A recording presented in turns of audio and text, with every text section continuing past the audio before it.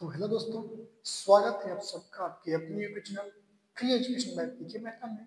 और आज इस वीडियो में हम बात करने वाले हैं क्लास 10th का मैथ, यानी कि इस बार इस प्रश्न की बात करें हम लोग। ये प्रश्न आपका, अगर आप क्लास 10th का बोर्ड एग्जाम देने वाले हैं 2025 में, तो ये क्वेश्चन आपके लिए इम्पोर्टेंट हो सकते हैं।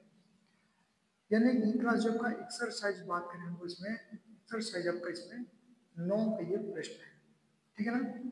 अरे उसी बेस पे प्रश्न में क्या देखते हैं। प्रश्न कह रहा है कि एक पेड़ आंधी आने से टूट जाता है और टूटा हुआ भाग इस प्रकार मुड़ जाता है कि पेड़ का शिखर जो है जमीन को छूने लगता है और जमीन के साथ 30 डिग्री का कोण बनाता है। यदि पेड़ के पाद बिंदु से जहां पेड़ का शिखर जमीन को छूता है 10 मीटर है, तो पेड़ की ऊंचाई क्या करें। देखिएगा, ऐसे प्रश्न में सबसे पहले आपको डायग्राम बनाना बहुत जरूरी होता है। बहुत सारे बच्चे को डायग्राम बनाने में गलतियां करते हैं, इसलिए उसका आंसर क्या होता है, गलत ही आता है। ठीक है, तो सबसे पहले बात करते हैं क्या बोल रहे हैं। एक पेड़ है और आंधी आने से टूट जाता है। पेड़ कैसा होगा हम लोग का। पेड़ की अगर बात करें हम लोग, तो पेड़ हम लोग खड़ा होता है, सीधा होता है खड़ा, जो कि हमने पेड़ बना लिया मान लीजिए। अब आंधी आया और पेड़ के ऊपर टूट गया, तो पेड़ टूट गया, कैसे टूट गया, और फॉर एग्जाम्पल मान लीजिए यहीं से पेड़ के ऊपर टूट गया आपका, ठीक है ना। और टूटा हुआ भाग क्या होता है, इस जमीन को छूने लगता है। टूटा हुआ भाग इस प्रकार हो जाता है कि पेड़ का शिखर, शिखर का मतलब होता है जो ऊपरी भाग होती है आपका, ये शिखर बोलते हैं इसको, ठीक है ना। ये टूटने के बाद जमीन को छूने लगता है और जमीन के साथ 30 डिग्री का कोण बनाता है।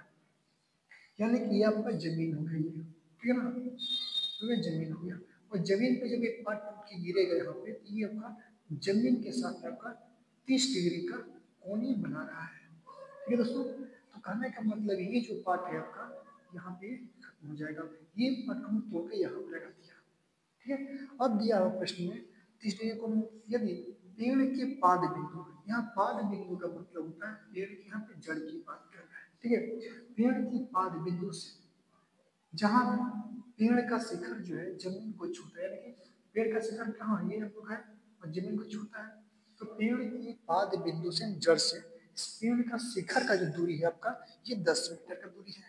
ये आप कह सकते हैं जो यहाँ से यहाँ तक की जो दूरी है ये 10 मीटर है, ठीक है। अब पूछ रहा है क्या, तो पेड़ की ऊंचाई क्या करनी है, पेड़ की ऊंचाई क्या करना है।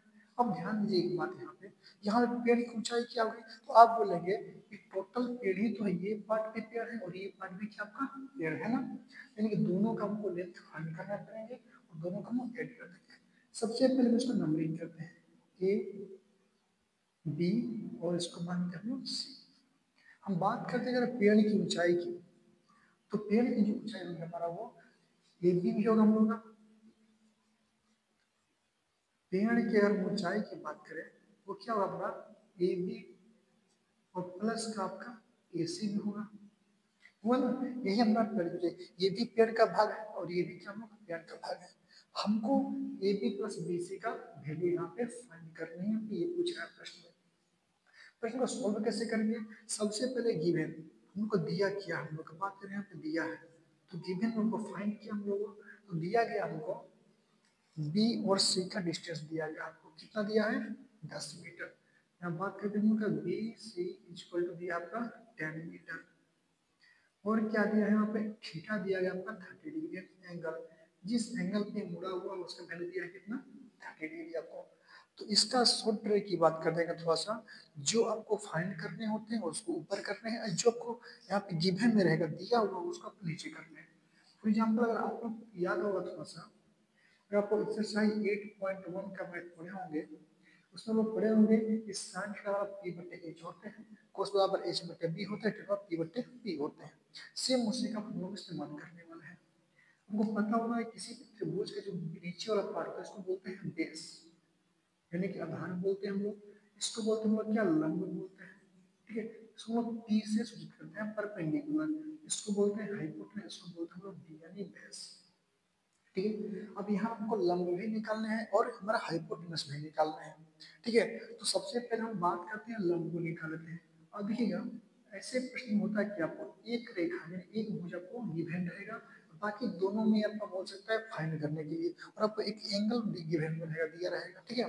तो यहाँ हमको एक एंगल दिया गया है और हमको ए बी निकालना है और ए सी निकालना है। सबसे पहले हम निकालते हैं क्या, ए बी की बात करते हैं, ए बी की। तो यहाँ पे ए बी जिसको फाइंड करना उसको करना है ऊपर, ए बी निकाल रहे हैं, इसमें लिखना कैसे, त्रिभुज ए बी सी में अगर बात करेंगे हम लोग, इसकी बात करते हैं हम लोग, तो ए बी फाइंड करना है, तो ए बी को करना है आपको ऊपर में, बटे में जो आपका गिवन है, जो दिया हुआ है, दिया क्या था, बी सी का मान दिया है, तो जगह में बी सी का मान। ठीक है, अब दोस्तों बताइए आप लोग, जो ए बी हो क्या आपका पी है, और जो बी सी क्या हम लोग का बी है। अब ध्यान में आपको होगा एक चीज कि पी बाई बी किसका होता है, तो आप बोलेंगे यहाँ पे टेन का फॉर्मूला होता है, टेन थीटा का होता है। ठीक है, पी बाई बी क्या हुआ, टेन थीटा का। तो पी की जगह पे यहाँ पे ए बी लिखा और बी की जगह पे बी लिखा हुआ है, इसको तो आप कह सकते हैं क्या, यहाँ पे टेन थीटा। ठीक है दोस्तों, अब यहाँ पे बात कीजिए, यहाँ पे ए बी फाइंड करने हैं हमको, तो ए बी लिख देंगे यहाँ पे, बी सी का वैल्यू दिया हुआ कितना आपको 10, और यहाँ पे टेन 30 डिग्री हो जाएगा आपका। ठीक है, और टेन 30 की वैल्यू बात करेंगे, टेन 30 वैल्यू क्या हुआ, थोड़ा सा इसका भी एग्जाम्पल थोड़ा समझाते हैं आपको। तो आपको एक चीज पता होना चाहिए कि टेन थीटा बराबर क्या होता है, यहाँ पे टेन थीटा होता है साइन थीटा बटे में होता है कॉस थीटा, होता है ना। तो टेन 30 का वैल्यू फाइंड करने के लिए आपको ज्यादा दिया में जो निकलने हैं, सिंपल साइन 30 का वैल्यू, तो बोलेंगे आप साइन 30 का वैल्यू होता है 1/2 और कोस 30 का वैल्यू होता है √3/2। दो से दो कैंसिल आउट कीजिएगा तो 1/3 बचेगा, यानी टेन 30 की बात करेंगे हम लोग, तो निकल जाएगा कितना, ए बी बटे में 10 इक्वल टू कितना हुआ, 1/3 हो जाएगा आपका यहाँ से। ठीक है, तो सबसे पहले हम बात करेंगे ए बी के वैल्यू, तो अगर यहाँ से हम लोग ए बी की अगर बात करेंगे हम लोग, ए बी बराबर, तो क्या हुआ, ये 10 आपका डिवाइड में कितना क्या मल्टीप्लाई हो जाएगा, ए बी कितना होगा 10/√3 होगा आपका, ये निकलेगा आपका ए बी का वैल्यू निकल जाएगा। ठीक है दोस्तों, इस प्रकार हम लोग ए बी का वैल्यू तो निकाल लिया, लेकिन आपसे पूछ रहा है कि पेड़ की ऊंचाई, तो पेड़ की ऊंचाई के लिए हमको यहाँ पे ए सी का वैल्यू भी चाहिए, इसी का वैल्यू चाहिए, तो हमको ए बी निकल गया, और पेड़ की हमको ए बी प्लस ए सी चाहिए। अब चीज देखिएगा ध्यान से, थोड़ा सा इसको हम मिटा रहे हैं। ठीक है, चलिए यहाँ की बात करते हैं हम लोग, यहाँ पे एच की बात करते हैं, यहाँ पे आपको इसको बोलते हैं एच, और एच इसका फॉर्मूला पढ़े आप लोग कि पी स्क्वायर प्लस का बी स्क्वायर, ये पढ़े हैं, इसी को बोलते हैं पाइथागोरस थ्योरम। तो आप यहाँ पे पाइथागोरस करने के अनुसार भी निकाल सकते हैं। ठीक है, कैसे, पाइथागोरस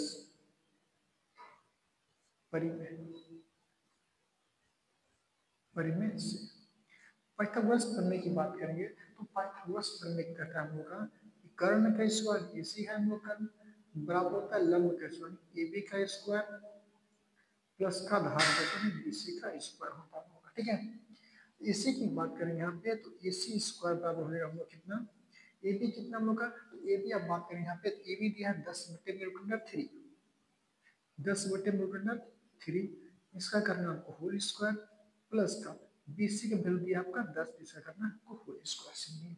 ठीक है, इतना करने का आपको सॉल्व कर देना, तो बीसी की वैल्यू निकल जाएगा। तो हम क्या करेंगे यहाँ पे, AC इक्वल टू 10 के स्क्वायर होते हैं 100, और 3√3 का स्क्वायर होगा 3, इसका स्क्वायर तुम लोग का 100 ऐड कर देंगे हम लोग, तो यहाँ पे जो हमारा आंसर निकलेगा AC इक्वल टू, ये होगा आपका 3 से मल्टीप्लाई करके 300 हो जाएगा, प्लस का 3 यानी कितना होगा 100 प्लस का 300/3, यानी कि जो ऐसे का मान निकलेगा हमने यहाँ पे 400/3 आपका मीटर निकलेगा दोस्तों।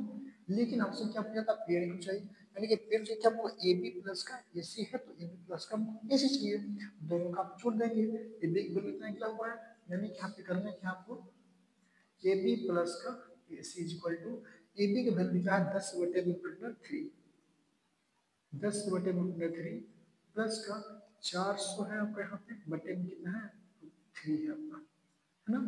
अब इसका एलसीएम की बात करेंगे, थोड़ा सा मैं इसको मिटा देता हूँ आपको यहाँ पे। ठीक है, डायग्राम को हमको स्केच भी कर सकते हैं।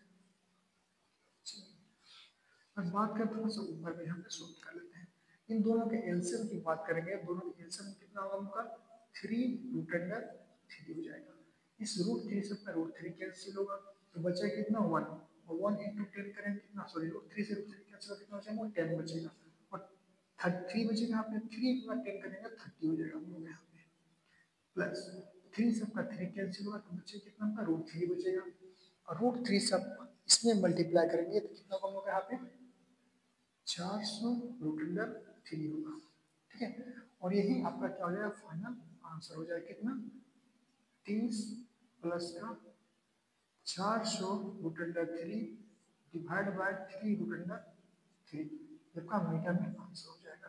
अगर आप इसको और सॉल्व करना चाहते हैं तब कर सकते हैं, कैसे कि इसका हर का प्रमेयकरण कर सकते हैं, ठीक है। हर का प्रमेयकरण क्या कहता है हम लोग का, ऊपर नीचे अंश और हर में जो नीचे में आंसर दिया हुआ 3 से मल्टीप्लाई कर देंगे, यहाँ भी और यहाँ भी मल्टीप्लाई कर देंगे, जो मल्टीप्लाई कीजिएगा तो 3 √ 3 से इसमें मल्टीप्लाई करेंगे तो 40 गुने 3 गुने में 30 कितना होता है, 90 रूट अंडर 3 प्लस का, और 4 किए होते हैं 1200 √3 तब होगा 3, यहाँ पे 3 हो जाएगा, और इसको मल्टीप्लाई करेंगे 3 × 3 होता है 9, √3 तब हो यहाँ पे 3, कितना हो यहाँ पे, तो 900 12 36 हो जाएगा यहाँ पे, 3600 प्लस का 90 रूट अंडर 3 अपॉन 9 3 होगा 27, आपका ये भी मीटर में आपका ये आंसर हो जाएगा, ठीक है। आपका दोनों आंसर ये सही है, ठीक है दोस्तों। तो उम्मीद करते हैं आप लोग ये वीडियो पसंद आया होगा, तो प्लीज़ वीडियो को लाइक कीजिए, शेयर कीजिए, और अभी तक हमारे चैनल को सब्सक्राइब नहीं किए हैं तो प्लीज़ हमारे चैनल को सब्सक्राइब कीजिए।